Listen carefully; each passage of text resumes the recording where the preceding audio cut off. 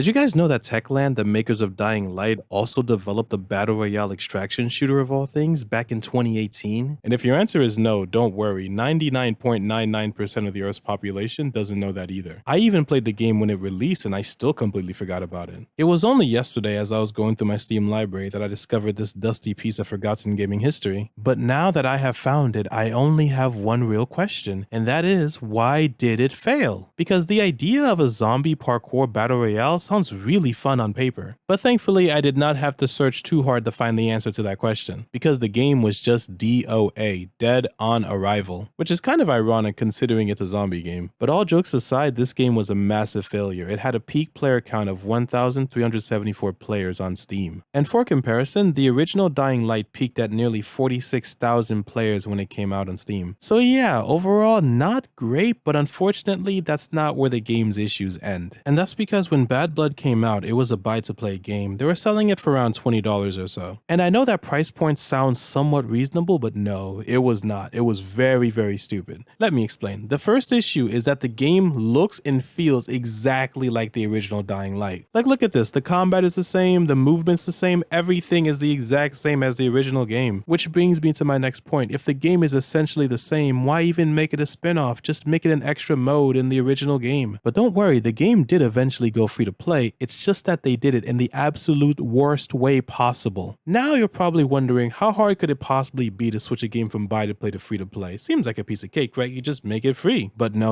You see, Techland had an idea, something so genius that our mere mortal minds could not even comprehend it. And it goes a little something like this. See, while the game was struggling to find an actual player base, in order to get it for free, you had to go to their docket website, sign into your account, and if you didn't have one, you could make one, and then you had to wait for this banner to appear. And if you already owned Dying Light via that account, you would get a free Steam code allowing you to play Bad Blood. And with that being said, I think you can understand why the game peaked at such a low player count. And keep in mind, this is 2018. Fortnite was starting to take over the world. They had stiff competition in the Battle Royale market. Techland saw the free-to-play competition and went, no, we're gonna hide our game behind as many barriers as possible. And for fuck's sakes, the game wasn't even free-to-play. You had to own an original copy of Dying Light in order to get it for free anyways. Which leads me back to the same topic as before. If owning the original game is a prerequisite, why would you make it a spin-off? But honestly, the worst part about this is that the game had decent potential, because like looking back at it, the game was kind of ahead of its time. While the game was a battle royale, it had a lot of different extraction shooter elements to it, and as we know, extraction shooters have only gotten more popular in recent memory. So given enough time and a proper business model, this game could have easily found a massive audience. And if not that, the game could have been a cult classic with a small but loyal fan base. But unfortunately, Dying Light Bad Blood is nothing now. It's just dead, gone, never to be seen again. The game has been delisted from Steam. New players can no longer download or purchase it. Only those who already have it in their libraries can play it, or those who found a key lying somewhere. However, if you already own the game or find one of those keys, you can just open up the game. The matchmaking still works, the tutorial still works. It seems to just function like normal.